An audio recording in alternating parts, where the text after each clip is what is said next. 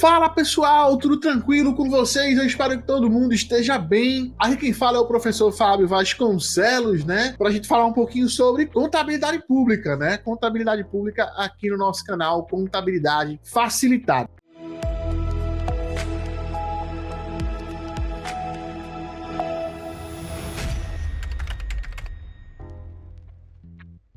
Bom, pessoal, é o seguinte, né? Hoje eu vim com a tarefa de falar um pouquinho para vocês sobre as alterações do MCASP. Para quem não sabe, o MCASP é o Manual de Contabilidade aplicado ao setor público. No momento que eu estou gravando esse vídeo, ele está na sua 11ª edição. E geralmente ele tem algumas alterações de uma edição para outra. E da edição 10 para a edição 11, né? Tivemos algumas alterações pontuais, coisa pouca, mas que eu quero falar um pouquinho para vocês sobre sobre elas, né, as alterações. Então a gente vai falar um pouquinho aqui sobre elas, tá? Eu vou abrir aqui a tela para que vocês consigam enxergar melhor. E aqui, ó, esse é o documento padrão, né, que a Secretaria do Tesouro Nacional ela emite quando há uma alteração, né, de edição. Quando vem uma nova edição do MCASP, eles emitem essa síntese de alterações, trazendo, obviamente, para a gente o que foi mudado aí no MCASP da edição anterior para a edição atual, perfeito? Primeiro, ele faz uma contextualização, né? Ele fala que, basicamente, a 11ª edição do MCASP, ele teve um foco, né, na inclusão de algumas normas, algumas NBCT-SPs. Na NBCT-SP 29, que trata dos benefícios sociais, na NBCT-SP 30, 31 e 33, que trata aí dos instrumentos financeiros, né? São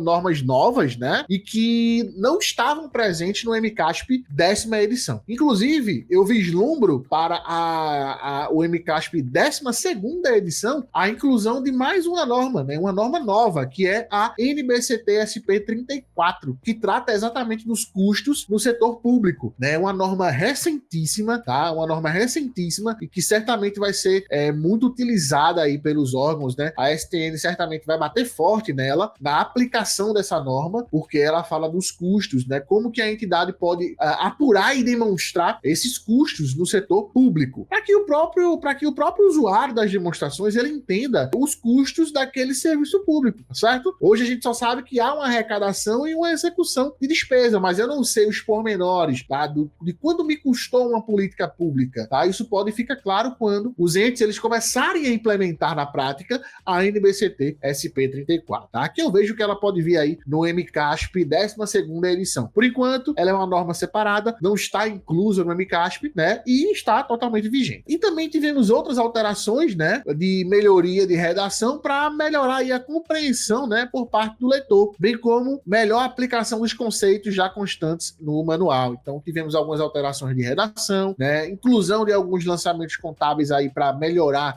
o entendimento. Então vamos lá, ele fala aqui, alterações promovidas na 11ª edição do MCASP. Na parte geral, né, do MCASP, tivemos a exclusão de menções às antigas NBCT 16, agora totalmente revogadas. As NBCT 16 eram as antigas normas do setor público. Hoje, né, temos as NBCT SPs, que são as normas do setor público. Antigamente, as normas eram elaboradas, né, com numerações. Então, era a Norma Brasileira de Contabilidade Técnica 16. Então, tinha 16.1, 16.2, 16.3, até a 16.11, salvo engano, tá? E todas elas foram revogadas, foram excluídas, elas não existem mais, tá? O que a gente aplica na prática hoje são as NBCT SPs. Então, o MCASP 10 fazia menção a essas NBCT 16, porque até 2024, acredito, acho que tinha alguns que ainda estavam em vigor, mas de 25 em diante foram revogadas, todas elas, tá? Parte geral, né? Aliás, parte 1, onde trata dos procedimentos contábeis orçamentários, né, do PCO. Temos ali uma alteração no capítulo 3, que fala da receita orçamentária, que teve a parte do redutor financeiro do FPM reescrito para melhorar a compreensão, bem como a alteração do exemplo de contabilização e apresentação de 3 novas contas do PCASP a serem utilizadas em tal contabilização, tá? Ele incluiu ali essas 3 contas, né, como exemplos, e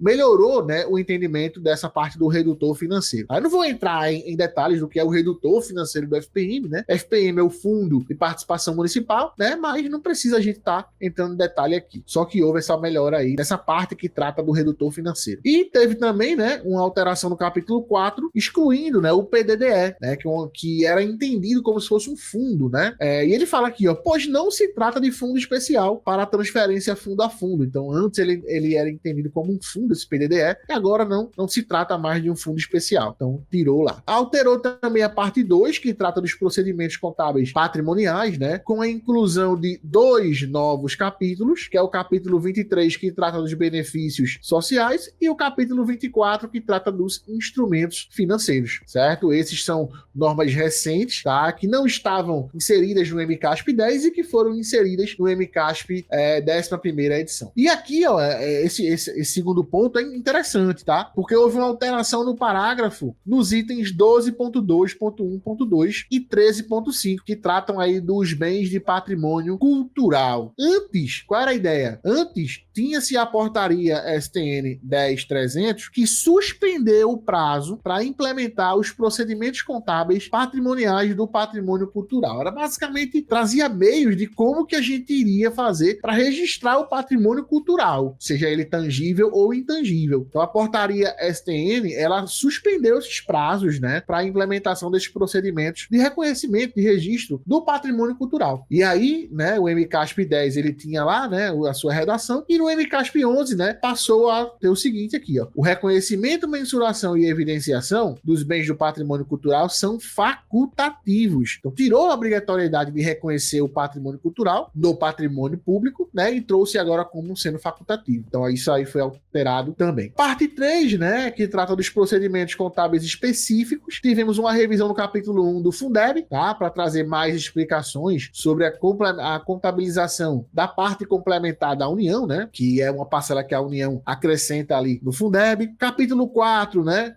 alterou o título daquele capítulo, tirou, né, o nome NBCT-SP 15, né, que trata dos benefícios a empregados, tá, só teve essa alteração, e uma revisão na introdução do capítulo 6, que trata de precatórios em regime especial, tá, já que tivemos aí uma atualização, né, das emendas constitucionais 94 e 99, que ambas batem na tecla aí sobre os precatórios. E por fim, pessoal, uma das alterações mais materiais, digamos assim, foi a alteração, né, na parte 5, que trata das DECASP, onde tivemos uma alteração no quadro principal da DFC, tá? A DFC, ela tem um quadro principal, né? Temos os quadros principais e os quadros complementares, né? O quadro principal, ele teve uma certa alteração. Ele alterou ali, né, a linha de ingressos, né, substituindo receita tributária por impostos, taxas e contribuições de melhoria. Por quê? Quando ele falava receita tributária, muitos órgãos entendiam a visão pentapartite do STF. O STF diz que os tributos, eles são impostos, taxas, contribuições de melhoria, né, empréstimos compulsórios e contribuições especiais. Então temos, 5 tipos de tributos. E hoje, né, o STF entende dessa forma, e alguns órgãos estavam incluindo na receita tributária empréstimo compulsório, né?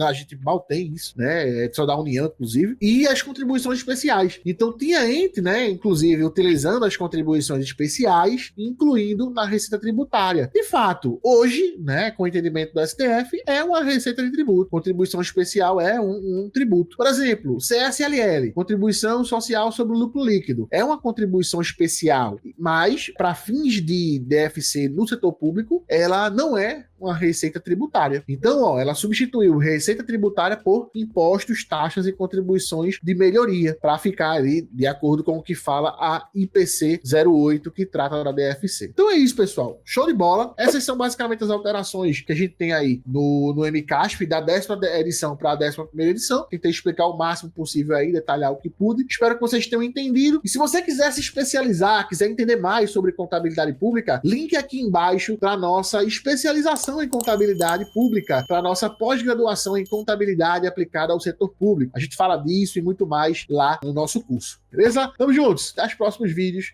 Valeu, aquele abraço.